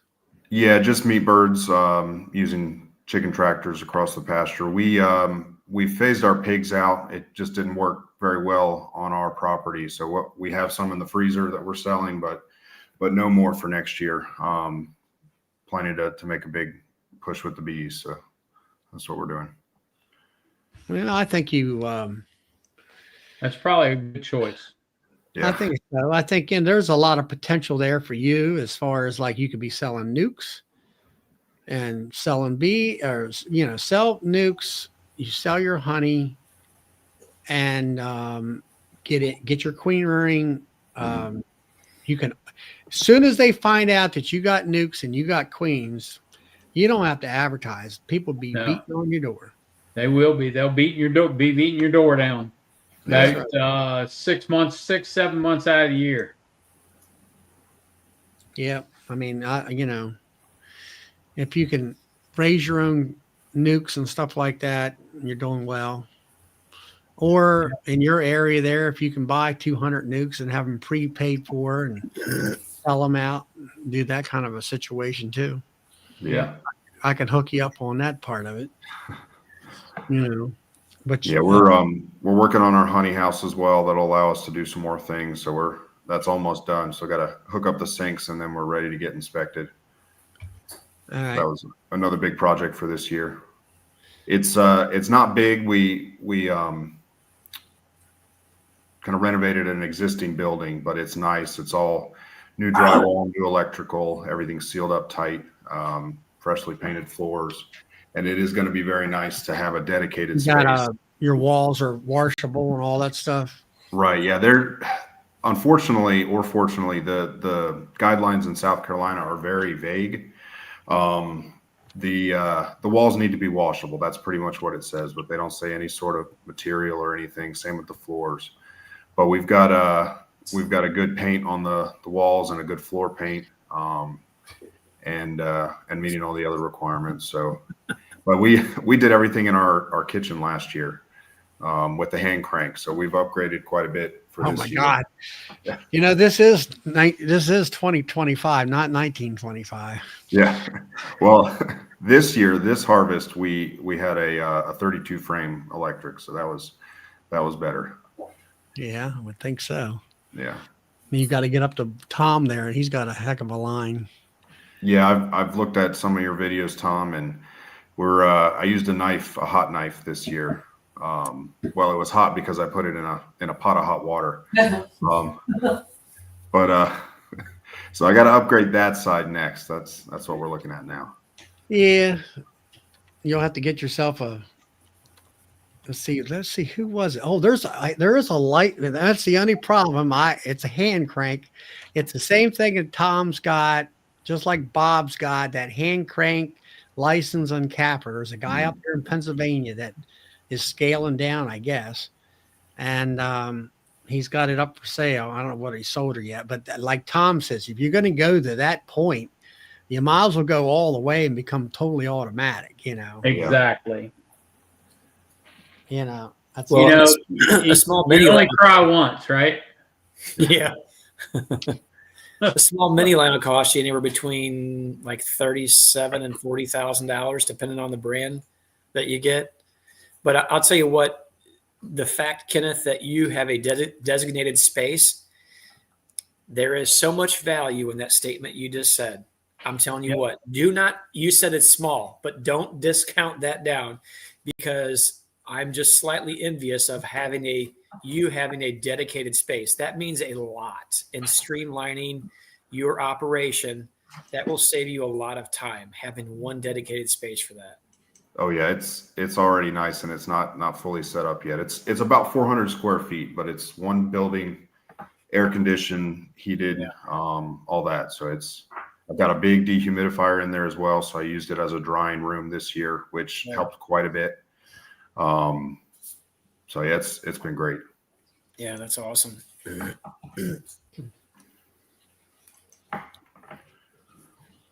Well, I actually don't mind the growth of being slow and steady, because I don't know, it just seems like beekeeping is so this, and you have to be able to ride out the waves long term, not short term, you know, and not having so much, not having things bought on credit. There's value in that, you know. I mean, everybody does their operation differently, but we've chose to, if we didn't have the capital for it, then we didn't buy it. So Tom had to sell his body a couple times. no, I don't. I can't believe that came out of her mouth, Bill. I can't either. I mean, I don't even know what to say. You guys give me trouble all the time for getting in trouble, but you just heard what the peanut gallery said, right? Yeah, I did. Just don't read the comments, Melissa. Yeah. But yeah, we've got I've got a bourbon barrel set up ready to use. So I've been getting things ready for when our honey house is ready and we can start selling these other products. That's awesome. Yeah. We've added a lot of value to our honey, just a basic ingredient, you know, that honey ingredient, by doing that, either creamed honey and also the bourbon barrel aged stuff. It sells like hotcakes, and Sometimes sells more than the profits on those two particular are good for us. It's amazing that it doesn't take that much more effort, but you can increase the value of what you've got just by adding a couple of things to it, you know? So, and those have been two of the biggest, you know, bumps as far as, you know, profitability, those two items that we sell. So what sort of increase percentage wise over your regular your runny honey do charge for those sort of products? Oh gosh, what was that, Melissa? Well, we figured that. I don't know. Well, for the bourbon honey, it's 10.5 ounces for $20. Yeah, so our bourbon barrel aged honey is 10.5 ounces for $20. In our regular, if you just go buy a squeeze bottle, our 1 pound squeeze at 16 ounces was 12. Somebody help me do the math on that real quick. I mean, it's basically a couple times. And then the cream honey is 10 ounces for 15. Melissa said the creamed honey is 10 ounce jar for 15. Okay. And ours are unflavored right now. So because we don't have our own space, we obviously don't have a commercial kitchen, but you can reach or we can get a hold of a commissary kitchen that you can rent space from. $20 an hour. Yeah, it's inexpensive. It's like $20 an hour. I mean, so we can actually, go there and do our process, get our certificate, stuff like that, and then bring it back and then file it with our stuff. So we're going to markets and things like that. We have our, prepared in a commercial kitchen, stamp, if you will. It'd probably be a little bit hard to do that with the bourbon barrel aged. Yeah. So Yeah. maybe they wouldn't look that hard at it. I'd have to rent it for like 3 months to age it in their commercial kitchen facility, Pay a storage fee. When I see you, Tom, I'll tell you what the state of Virginia wants me to do if I do bourbon barrel honey. Want you to jump through some hoops, do they? I'll tell you about it when I see you. Okay, sounds good. Yeah, so Missouri actually has a honey law. So if you are a non-commercial operator, don't have a commercial kitchen, we have the honey law, which there's a lot that goes into it, honestly. But most of the time, those would fall under the cottage food law or the jellies and jams, within your state. And I don't know, everybody's state's going to be a little bit different. But we have our own specific honey law that allows us to do some other additional things that you otherwise wouldn't be able to do. However, you're really skirting the lines with creamed honey because technically they consider that a process. I mean, I would say it's very arguable, but in their eyes, it's kind of like they're the police there. They can make the rules, they can break the rules, they can, whatever. So we do actually have been selling creamed honey for a while, but like I said, we're going to start to utilize that commercial kitchen space because we wanted to start to flavor a couple of those things. So, yeah, South Carolina is very lenient with runny honey that you have to get an exemption. So you submit some paperwork, have your label approved. There's requirements for wording and weights and size of font, things like that. But it's all free, and then you're able to sell up to 400 gallons of liquid honey direct to consumer per year, which is quite a lot. But you can't really do anything else without having that inspected facility. What are you doing? Yeah. I would kind of go back and forth on some of these regulations and laws, but you know what? At the end of the day, it doesn't really do much good to gripe about them. They are what they are. I guess you have to pay to play when it comes to when you start producing more than just a hobbyist, I guess. So I get it. When we're producing anything or doing anything, I do it with the mindset of, making certain that we are putting out a good product. I don't have cats running around. I don't have any cats, but I don't have cats running around as I'm bottling honey or, Right. like that. Just we try to keep a very, very clean space, everything sanitized. And, but at the end of the day, they do have laws for a reason, and I get it.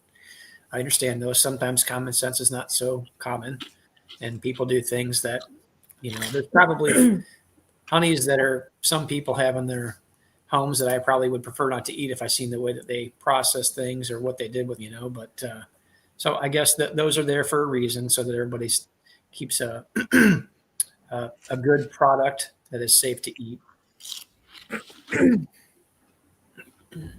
I just wanted to share this because I'm going to go clean up the kitchen. And so I might not be around when you guys finish this chat, but if anybody's going to Nobby, a lot of the speakers that have the YouTube channels, the chats and whatnot that host them, Charlie, Bill, Ricky, Joey, have been gracious enough to help us host this Nabi dinner. Ricky started it'll be 3 years this Nabi. But anybody's invited. The tickets are free. You do have to have a ticket to come because we have a max capacity, so we have to keep track of how many people are coming. We will have light snacks, desserts, some drinks. You're free to bring food into the facility. We are accepting donations. If anybody wants to donate raffle items or monetarily donate, the money will go towards the facility, the decorations, the food, all that. I am keeping track of who donates what and how much is donated. Anything not used for the dinner will be donated to Hives for Heroes. So just so nobody thinks that Tom and I are keeping all this money that gets donated, we won't be. It'll all be given back to Hives for Heroes, or given to Hives for Heroes. It is going to be that Wednesday. Will Bad Bunny maybe, Brian, if we raise enough money. Oh boy, I don't if know we if I can be raise involved enough in money. But it's that. Is it Wednesday? Now you got me all mixed up. Me, I didn't do anything. It's that Wednesday before Nabi starts. Yes, Wednesday evening. So Wednesday evening, 6:30 6:30, 9:30. I think it's the 7th, January 7th. It's actually is Louisville Eastern time, or is that still Central? I think That's Eastern, right? Yeah. Somebody help me out here. It is. It is. Yeah, it's Eastern time. I think it's just on that It's side. just on the Eastern time side. I couldn't remember. So it's Eastern time, 6:30 to 9:30. So here's the thing: if we get donated enough money, then we'll turn it into a catered event, still free, but a catered event. So we're kind of like, if you want to donate money, fabulous, we appreciate it. Not necessary, but that's what's going to happen with the money. And then if any money's left over, it'll be being donated to Hives for Heroes. But there's all the information. The QR code gets you a ticket. It's on the Eventbrite website. You have to use the QR code because it's not a public event. So you have to use the QR code. What if we've already put in for tickets? Then you're in. Okay. Yeah, if you've already put in for tickets, you're in. There's a separate Facebook page that Melissa had made for that, specifically for folks who have the tickets already. So once you had signed up, then immediately she takes that and then invites you on, if you're on Facebook, to this. So she'll put all the updates on there, basically, is what it boils down to. Yeah. Okay. So again, right now you can bring outside food in. We're only going to be providing some snacks, dessert, drinks. You can bring outside food in. Again, if we get enough money donated, we'll turn it into a catered event. It will still be free. That's the goal, to keep it free. So if anybody's going to Nabi and would like to come, everybody's invited. That's the end of my spiel. If anybody has any questions, feel free to ask. Do you have a link to that, Melissa, to that sheet? So I haven't it's on the No Life Beekeepers Facebook page right now. It's on our Facebook page via Honeybees. That's just a flyer. I don't have an actual link to that. Okay. So, but Bill, if you wanted to share it, I think you could. If you wanted to go to our Facebook page, you can grab it from there and share it. I think there. I thought that I had messaged it to Bill and Charlie, but I'll do it again. I may not have. Let's just send it to them. Yeah. That's my spiel. I'm looking forward to that event party, whatever, if you will, honestly. Kind of like kicking off the weekend, so to speak, and just kind of hanging out. Yeah. Yeah. Maybe if we raise enough money, Popcorn Charlie will do a song and dance. Huh? I don't think so. Oh, but no, but like you said, Ricky started it and I went to that one and got to meet a lot of the folks here. It was I think there was about 40 of us there at the Italian or Mexican restaurant. And a lot of the ones here in the chat were there, and then I hosted last year's or this year's, right? Yep. And then we had the venue was we just had more of us, and we just in a smaller room, but I got to meet Mike from Easy Ox and stuff like that, and there was folks there from Quebec, I think it was, and all over country, and it was nice that we could all get together and meet each other, like you say, like with your Eastern Missouri Conference, smaller venue, more time to talk. You didn't have to rush from one person to the next because they were all just there. Yeah. And you didn't have to bump into them at the conference to be able to find them. Yeah. And then this venue that Melissa and you have booked for us, and I was there the night they had the mead tasting and stuff. It's a very nice venue. It's very big. We'll have plenty of room. Oh yeah. For what we won't be like a bunch of bees in a hive, that way. And we can spread out, right, Charlie? Bill, I just posted the Eventbrite link to that in the private chat. If you want to copy it and paste it into the regular chat, that would be great. And so this venue is very nice as far as the space and everything like that, and all. So it should be a really nice party. Yeah, and we got to see Paul too. Hey, Kenneth, are you going to the North American Honeybee Expo in Louisville in January? No, I'm not. No? No, with small kids and kind of older vehicles, we're staying here. I'm going to be putting equipment together and putting all our available cash into that. Sure, absolutely, yeah. That's what we're excited to do. I get the small kids scene. That's not an easy one. When you get the young family there, that kind of pulls first priority. Yep.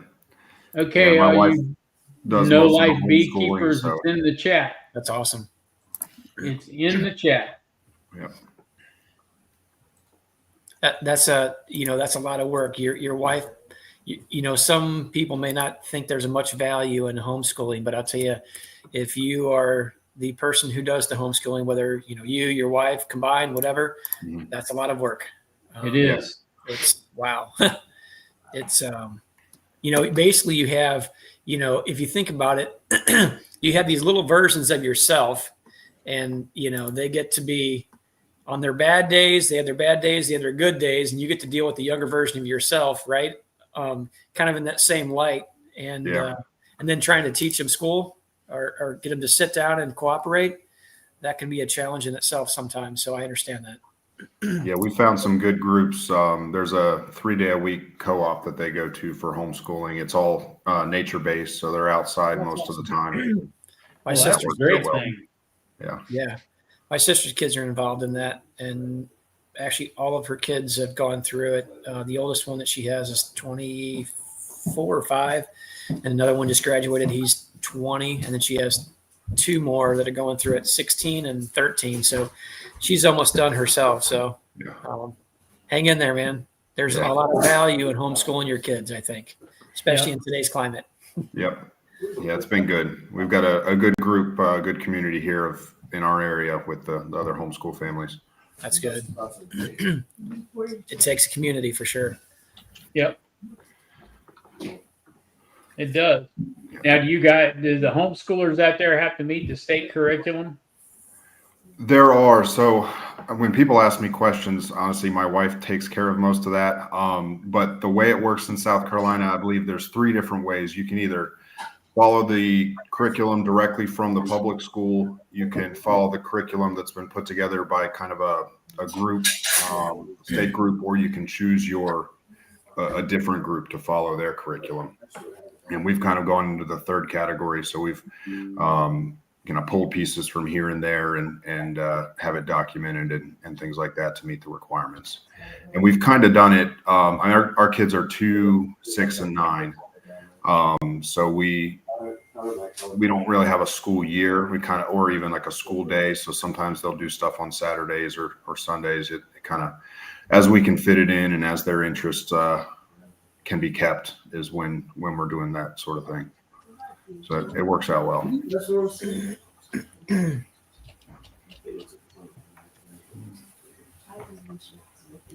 Okay. Tom, do y'all have any sort of fall flow where y'all are at? Very little. It can be so hit and miss. Here we're at Eastern Missouri, so just about 40-ish miles west out of St. Louis, basically. So we're kind of at the far eastern side of the state. And, our fall most of the time tends to be fairly dry. We can have great rain throughout the spring, sometimes even part of summer occasionally. And then it'll fall on its face. And that's kind of what it's done the last 2 seasons. We had a lot of plants, particularly even goldenrod, I know for a fact, because I've seen bees on it, pulling it off there, getting some pollen from it. But I don't have hive scales on any of my hives to see what that looks like. I do know a couple weeks ago there was some incoming nectar. Even when I was doing some feeding, I went and did a little shake test on it. I could see a little bit of wet nectar coming out, and I know that it had been a week and a half since I had fed them, so they would have already had that put away. It should have been dried down well enough that it wouldn't have shaken out. So they were finding a little something, which is good. But I think they were probably getting a little more pollen than they were nectar. But it's very, very inconsistent, and typically, for the most part, pretty non-existent. I would typically say more hand to mouth if there is anything. Yeah. But it's been pretty dry here for like the last, I don't know, month-ish. We got some rain last week, which was about an inch. Not really enough to break a minor drought, but maybe to trickle things along a couple more days, basically. But so the short answer is no. There's typically not much of a fall flow here. Yeah, I'm trying to figure out what happens here. Most people say it's like you say, hit or miss. Some years it's here, some years it's not. This is the first year I've actively tried to get something from it. So I was feeding the colonies towards the end of summer, some pollen patties, syrup, trying to build them up a bit. And some of the colonies are, almost have a super full, and some of them haven't really done anything in the supers. But all of them seem to have filled up my singles and my doubles are pretty heavy now. Yeah, so they're definitely doing something. And we had tremendous rain in kind of middle of July through middle of August. I think we may have got close to 2 feet. And then it was just nothing. So this is the most rain. We've been in South Carolina for 10 years and I haven't seen it rain that much. It was cool weather, 70s. It looked like March and not the middle of August out there. Everything was green. wow. And then we didn't get any rain until just a couple days ago. So we had about a month of nothing.